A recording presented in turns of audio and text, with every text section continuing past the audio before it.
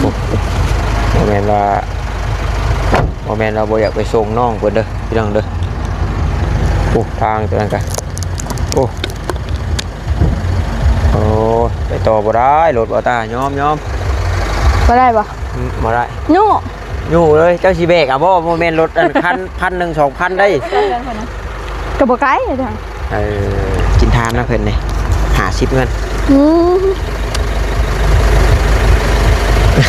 เขาจะร่ำจะรวยเด้อประขวดมีแนวสิถามสิฮับจะบอกงานเฮ็ดระเบียงนั่งนี่โอ้เบิ่งก่อนเด้อมีฮู้ให้เบิ่งอยู่นี่เข้าแบบเท่ก่อนเท่อะไรก็ติ๊กกะโลนั่น2,000บวกเสาเลย2,000บวกเสาเลยโอเค 2,000 เนาะงามเส้นบ่นั่งเสาบ่นั่งงามคือรวมทั้งอันนี้ก็โบกเสาเนาะ 2,000 กะโลให้เรียบร้อยโอเคติดกะโลเรียบร้อย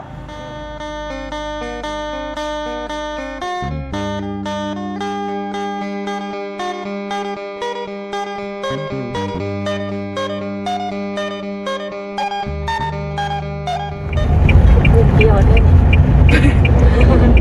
สิมาทวงเพิ่นเนาะไปพี่น้องเนาะเขาไปส่งน้องน้อยเพิ่นก่อนพี่น้องเนาะจักว่าเพิ่นเตรียมไปปะแล้วบ่จักเตรียมแล้วเพราะว่าน้องเพิ่นว่า3 โมงซั่นเอาพี่น้องจังไดก็ขอกราบทักทายสบายดีเด้อพี่น้องเด้อ FC เป็นบ่สุขสุคนพี่น้องเอ้ยปล่อยทางฝั่งลาวฝั่งไทยต่างประเทศนำยินดีต้อนรับเข้าสู่ช่องของบ่ตาบ้านเฮาคือเก่าพี่น้องเนาะคือเราทำอยู่พี่บ่ล่ะพี่บ่เอาสบายดีไหมสบายดีกันเบิดมือแหละมื้อนี้เอาไม้เนาะข้างล่างเบิ่งทางลำการรอสิใหญ่ปานใดพอแต่ละผู้นี้อันพ่ออันนายหมอลำมันพ่อนายหมอลำภายในหมอลำโอ้ไม่ใช่หมอลำอันว่าทางเพื่อนน้องอีตอนนั้นแม่นเลย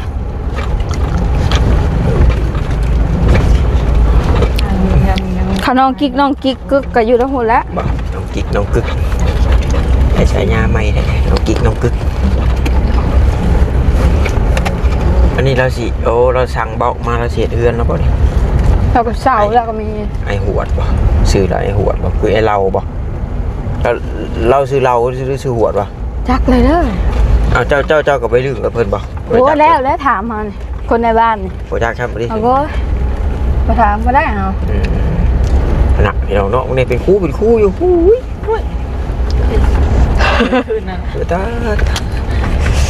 ทางในแพงคือธรรมดาตัวบนได้มีทางลัดอ่ะพูดอยู่ไหนพุ่นอยู่กลางบ้านพอตัวนี้ได้สะมูเม่ก่อนเลยเยี่ยงพุ่นไปตามห้องหมู่แล้วอย่าไปลุยกลางนะเนี่ยบนจะหนีไปใช่ไหมตัวราคาเนี้ยตอนน่ะมาจะให้ได้บนโต๊ะนี่ไอ้บอกเลยหน่อยจะไปค่าจังเลยหน่อยบ้านนี่แหละฮะอยู่กองเบิ่งที่ธรรมดาเนาะเอ้ากองเบิ่งธรรมดาได้กอง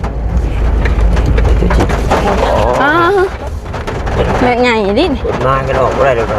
ได้หารถไถมาดึงกันคนกำเนิดมันใหญ่แท้ไอ้เนาะปูยาวเนาะปูนี่มันใหญ่ไปยังไงยังมานี่แก่เลยทับมา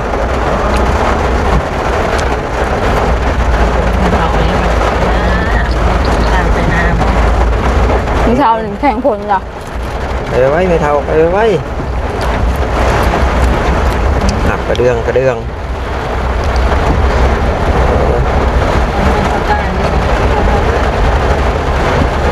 เอาคุกบุกนี่เพื่อนเอาออกแล้วเนาะ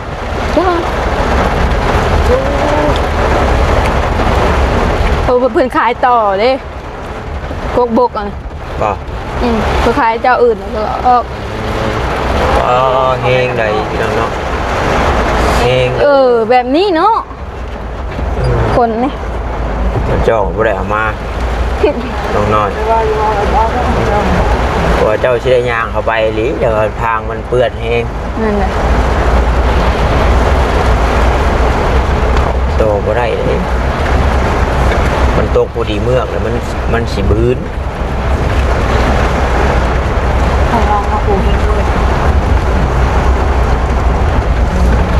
แห้งดีนะไอ้นี่แบบพอดีเป็นขี้มูก แล้วก็ทำไม่ได้แล้วงานคนคือคนงานน้องไปน้ำมันเมฆ นี่งูนี่ กับลังมันยังลมผมมัน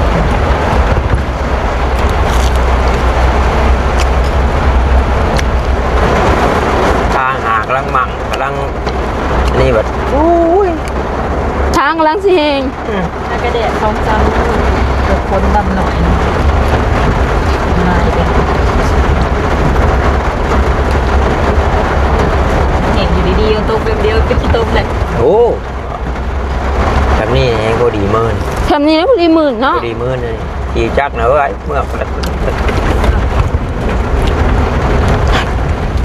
นี่เบิดเลยคน โตเข็ดใส่ประจักอัน โจกตามงูนี่เลยนะแต่ว่า นี่ทางนี้กับโบแห้งมันแห้งขึ้นพุ่นอย่างไรออกไปทางใหญ่ ไปได้บ่หน่อย100%บ่หน่อย ได้ได้ ใช่นะ เอาดีๆได้หน่อย ได้บ่ได้เฮาสุกกล้ามเฮา สไลด์ลงห้องไปแห้งก็ได้ เฮาก็เกือบตกนี่แหละพุกทางสนามแล้วตอนนั้น นั่งให้โอ้โหเดียว ก็ขนาดที่โอ้โห เฮงนะ อะไรกันน้อยผักที่ชอบเปิดชื่อปันดมอะไรแบบนี้ โน่ที่จะ บอกว่าได้บ่ได้บ่ได้ได้ได้ว่ะ ได้อย่างเดียวที่ ได้อย่างเดียว ได้ลงห้องแห้งมีผู้เดิน แต่ว่า4x4กับญาติเดี๋ยวพี่น้อง 4x4 ว่า4 โตมัน2x2ยังบ่ถึงคนทำอยู่ไม่ถึงใช่ไหม 2x2ครับ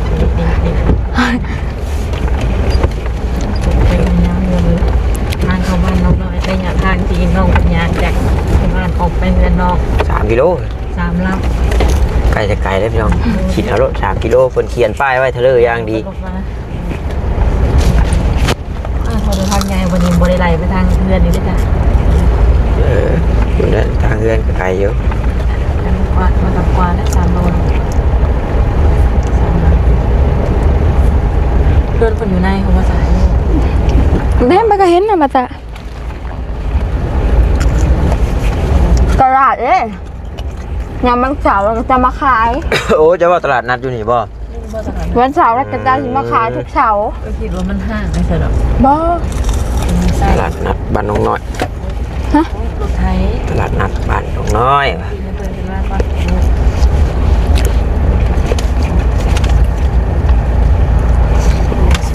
ยันเพื่อนสิเอาไปประชาทางพุ่นแล้วผมประมาณ ของเตย หน้าห้องเตยบ่ แม่น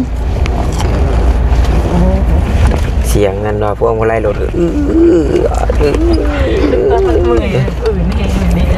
กึกกักกึกกึกกึกกรอกกรอกกรอกกรอกกรอกนั่น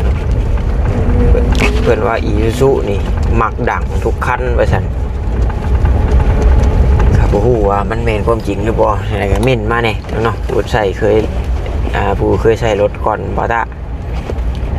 ขนาดรถออกจากศูนย์นี่ก็ยังได้ไปเปลี่ยนใหม่นะพี่น้องเนาะ เราพูดแล้วใช้ลำปีให้งานเสียงดังขึ้นนะเนาะ เขารถเขาอ้ายเพิ่นไปเปลี่ยนนะเขาเพิ่นออกมาแต่ศูนย์รถก็ได้มันดังนะมันแบบดีแต่บ่ฮู้นะขับบ่ม่วนนะแบบบ่มั่นใจนะว่ามันเป็นหยังวะอยากเพ่บ่หรือว่าบ่ได้สิผู้เป็นลาวลงใต้บ่ อยู่ทางคานใหญ่ งูตัวนี้แล้วไหลไปว่านะกาบไปว่า มันก็ไหลตกไปทางพุ่นเลย เสร็จเลยเสร็จคนเกลือนปางหัวเดิน เปล่าว่ะ ตั้งขอบมันจุ่มเนาะสัมปังหัวว่า มึงทางมันเข้าไปได้บ่ตัวน่ะ ใช่โอ้ยเจ้าก็ย่างไปแล้วกันจะได้จ้ะมาส่งมันนี่ ส่งน้องมาถึงฟังเลยสิ เจ้าได้ซ้ำนี่แหละนางแล้วเจ้า ไปต่อบัวไว้ อยู่บ่ไหวเหรอเสียงดวงไปสิได้นอนด้วยนี่กัน ง่วงไปทางข้างก็ได้ไปทาง เปิดเลย หรือทางลูกกับเจ้าไป นี่บ่ มาพูดพูดก็ตรงทาง เป็นเปิดแกนทางแล้วบอกเงินเปิด ควรต้องเดินไปทางหน้านะพอเงินวันนี้ บ่ไปเลยนะเว้ย ไปบ่ โอ้โธ่บางนี่นะไปก็ให้แล้วนะ เออ เบิ้งพี่น้องเนาะ ชี เยื่อทางใดเยื่อทางใดกับพอปันๆกันเนี่ยนะกินทันทีกัน โอ้ยเดี๋ยวเนาะ ลงบ่บัด พอ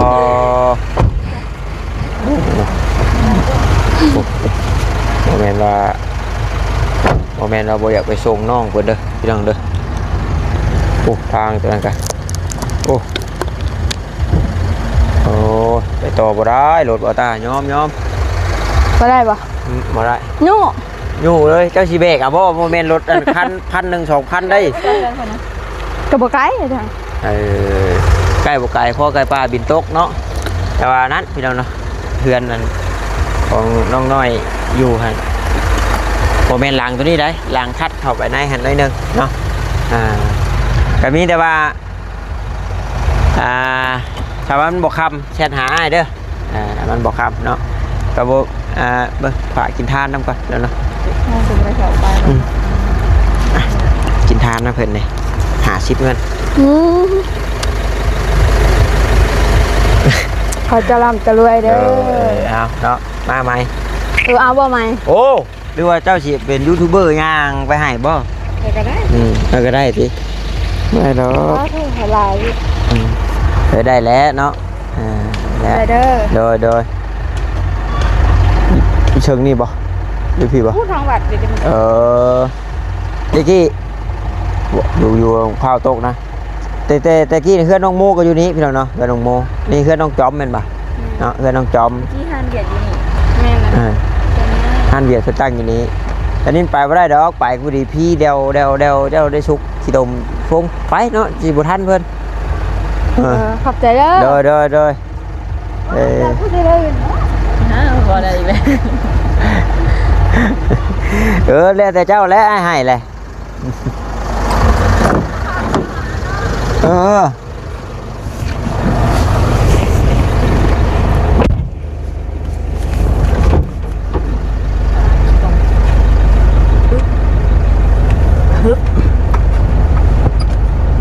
ไปเลยยองไปเลย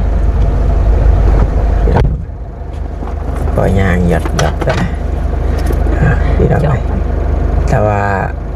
บอตาบออันนี้ก็สิไปห่วมน้ำอยู่หรอกพี่น้องเนาะแต่ว่าอันนี้ยันว่าพอสร้างเพิ่นบ่เป็นอันนี้นะเรื่องจัก ปันไฟ เครื่องปั่นไฟกับยันเมือกน้ำมันหลักเบิดหลักอย่างแน่พี่น้องเนาะเพราะว่าเฮาก็บ่ฮู้ว่ามันสิได้จักชั่วโมงซินะบอต้าเองก็ยังบ่ได้เคยใช้แบบว่าเบิดมือจักเทื่อนะใช้มาตอนเสื่อมเล็กเฮือนบอต้าก็ไผมันบ่อยากถึงก็เข้าเดียวนึงแล้วก็ยานะเฮาก็ยังบ่ได้ฮู้จักใจเหมือนปานใดก็น้ำมันของน้ำมันเครื่องหยังก็ยังบ่ได้เปลี่ยนยังบ่ได้เช็คใหม่เนาะแต่ว่าคือทางพอสร้างเราอยากได้มากบไม้กบหยังอีหลีก็แม่นได้ซื้อน้ำมันเครื่องนั่นแหละพี่น้องเนาะใส่ไม้พอมันบ่ฮ้อนบ่หยังเกินไปเลยนะน้ำมันลีนน้ำมันเครื่องมันเก่าเกินไปก็บ่ได้พี่น้องเนาะ หลักของหัวออกไปพุ่นเลย ซ้อมก่อนเนาะซ้อมเพิ่นก่อนไปฮอดใส่ เดี๋ยวว่าชิเลียพามาแล้วพัดซอดออกมาอีกอะ โค้งที่ตมเด้ปัทแม่แล้วต้องใช้พิษพยาธินะพี่น้องเนาะ แม่นเราไปแล้วว่าเรา พิษได้พี่น้อง เป็นแทน คนมีพยาธินี่พิษได้คือพอบอต้านี่ไปนี่เป็นร้อยได้พี่น้องเนาะเอา ทำดีจริงเหรอเจ้า เป็นร้อยเป็นเราพิษพยาธิเรานะสวยซับประภาพกับโบสเทียนเนี่ยพี่น้องเนาะกระแดดมัน5 ปีพี่น้องเนาะถั่วทนอยู่ เดียว เรียบร้อยพี่น้องเนาะติบใส่ ปะเอากันเดี๋ยวนั่งแม่มาดิหนึ่งมื้อโอ้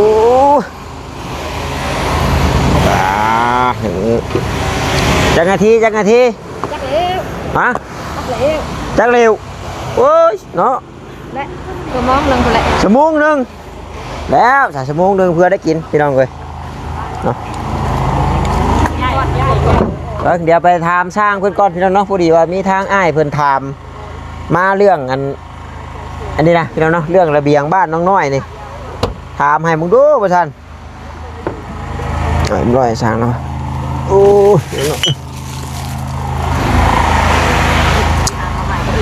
จักเฮากะจักสิได้จักสมงแล้วพี่น้องเนาะน้ำมันเอาสบายดีเด้อทางนี้เด้อเนาะโดยโอ้โหใส่หมวกคักเว้ยชื่อบ่ชื่อเลยชื่อกันไอ้กะชื่อใส่หมวกสุดลายเข้าไปดิปะแต่ครบดิแต่ครบ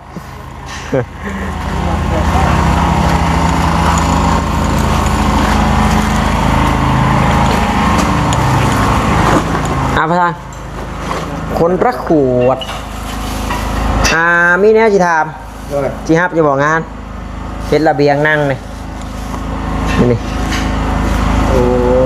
เบิ่งก็ได้มีหูให้เบิ่งอยู่สบายเนาะนี่ทำให้เนาะนี่เห็นป่ะเห็นลักษณะนี่นี่นะเห็นได้อีตีทำนี่มีสองทออันว่าติดนี่แล้วก็นี่ใช่นี่แล้วก็เทพื้นเทนี่เนาะแล้วก็เก็บรายละเอียดนี่เข้าแบบเทก่อนเทอะไรก็ติดกระโหลกนี่แหละทออันว่าทอด้านเดียวนี่นะแม่แล้วแต่คันนั้นด้านนี้ก็มันมีทางเท่าไรเลยราคาเท่าไรเลย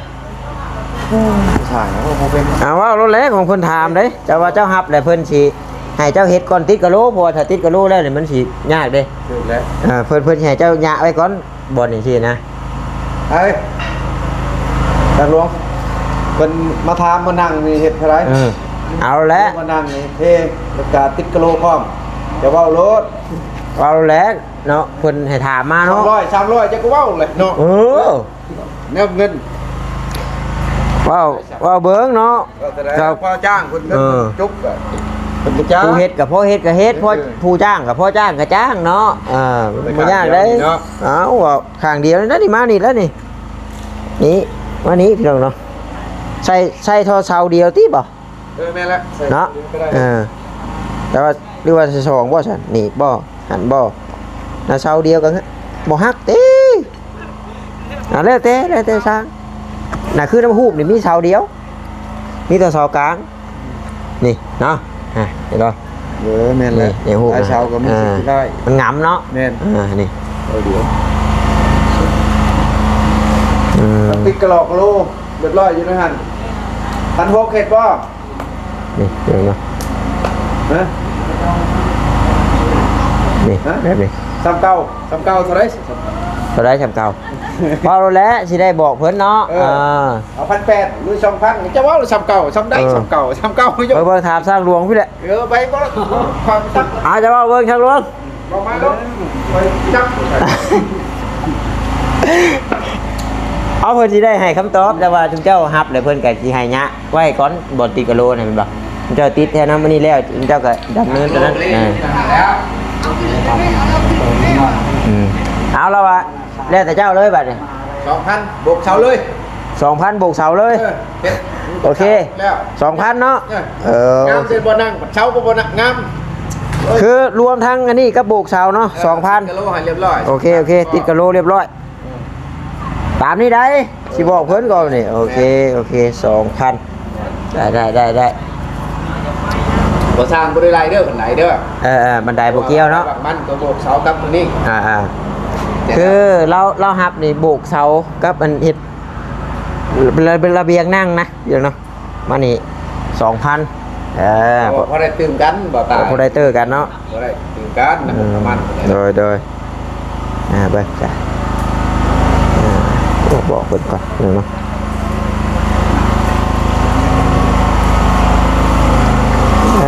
โอ้แยกออกพี่น้องเนาะแยกออกครับครับอันสร้างเพิ่นว่า 2,000 รวมทั้งโบกเสาให้เลยได้ตั้งไปหาเด้อปูนบ่ครับตัวอุปกรณ์ถ้าเป็นไปได้ก็ซื้อมาจัก2 สอบเนาะพอสร้างเนาะส่วนตัวที่เฮ็ดอันนี้นะปูนแดงยังอยู่ที่ปูนแดงที่ยังปูนจะได้ปูนนะจะเฮ็ดจะเอาปูนนะเฮ็ด เป้กับปูนแดงแล้ว ปูนแดงบ่ เนี่ย โอเคปูนแดงเพิ่นว่า แนวเราซอฟเล็กเขายังก็เล็กเล็กมัดเพศ บ่แล้วนี่อันผมว่าเอาชุดห้องแล้วอ้ายงาม ฮัลโหล นี่เอาชุดห้องนี่ ชุดห้องมันอยู่ตรงแล้วตรงข้างหน้าละข้างหน้าละ โอ้ข้างหน้านี่เพิ่นสิเฮ็ดหัวบันไดได้อ้าย พอเฮ็ดดูของบันไดมืดเลยบ่นึงนึกว่าเฮ็ดดูบันไดครึ่งนึง บ่เพิ่นน้องน้อยเพิ่นมักเต็มห้องเลย ว่าอ๋อมันเต็มห้อง โดย นึกว่าจะเอาแบบเดี๋ยวเอาแบบครึ่งนึงแล้วก็อีกครึ่งนึงก็เอาต่อจากแต่น้องนางจากหิมพุ่นน้ำโคงมาใส่ครึ่งนึงอีก โดยก็เห็นอยู่แบบอ้ายส่งมานะแต่ว่าน้องน้อยเพิ่นแบบเพิ่นมักหัวบันไดเต็มห้องเลยเพิ่นว่า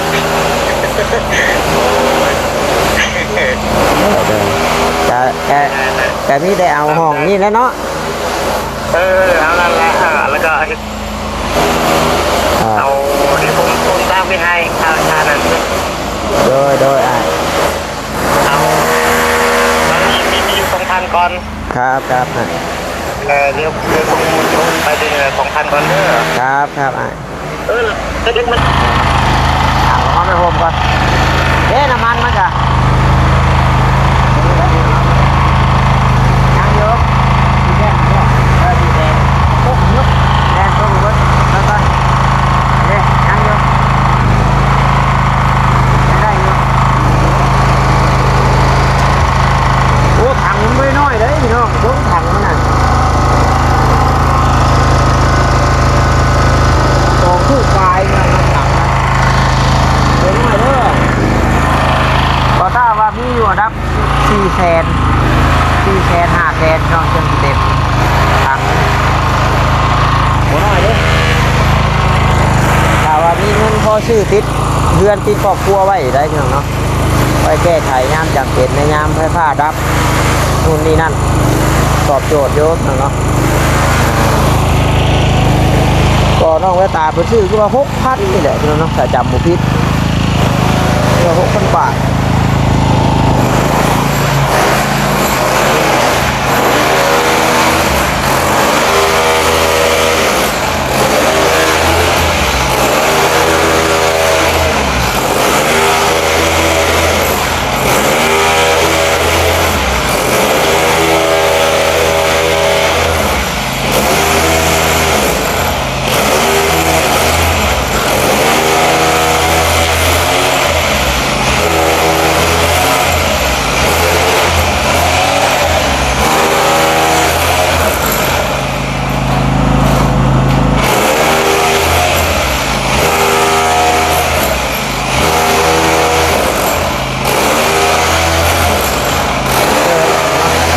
กบก่อนมันดังพี่น้องเลย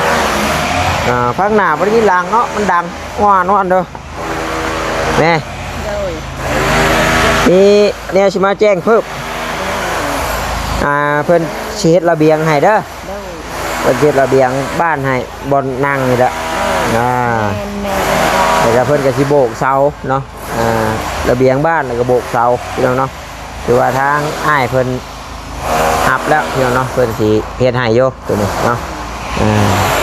เดี๋ยวน้องน้อยมาสิบอกน้องน้อยเพิ่นเพิ่มเติมพี่น้องเนาะแล้วก็ติดกะโลอย่างนี้ก็ความเฮาบ่ทันได้ติดอยู่นะเฮาก็สิเฮ็ดตัวนี้มันก่อนเนาะมีแต่นั่นแหละพี่น้องเนาะจังใดก็ท่ารอรุ่นรอชมเบิ่งแล้วก็รอเบิ่งเนาะว่าทางสร้างเพิ่นสิตัดแล้วบ่กะโลมื้อนี้หรือว่าเพิ่นแล้วบ่แล้วจังใดก็จักแหละพี่น้องเนาะเพราะว่าทางแม่เพิ่นก็รับเช่าให้แต่มื้อเดียวนะแล้วบ่แล้วก็แม่นได้แก่เมื่อส่งเพิ่นเนาะพี่น้องเครื่องปั่นไฟแต่ว่าทำก่อสร้างเพิ่นจะเข้าบานประตูหยังก็แล้วแต่เพิ่นนะแต่ว่าเพิ่นว่าโอ้เอาไม้ข่อยเด้อบ่ตาข่อยสิเช่าน้ำเพิ่นหรือว่าค่าน้ำเมือกน้ำมันนู่นนี่นั่นก็แล้วแต่สร้างเพิ่นเนาะตัวนี้นี่บ่ตาก็ซอยได้ซำนี้พี่น้องเอ้ยเพราะว่าก็ถ้าบ่หามาแนวปั่นพอกปั่นไฟมานี่บ่ตาว่าจักมื้อใดยามใดนะ พอสร้างแล้วสิมีเครื่องไม้เครื่องมือเฮ็ดเนาะในบ้านเรือนซานน้องน้อยพี่น้องเลยได้แบบนี้ก็ถือว่าดีใจแล้วพี่น้องเลยเอามีแต่นั้นแหละแม่สบายดีเด้อแม่เด้อโดย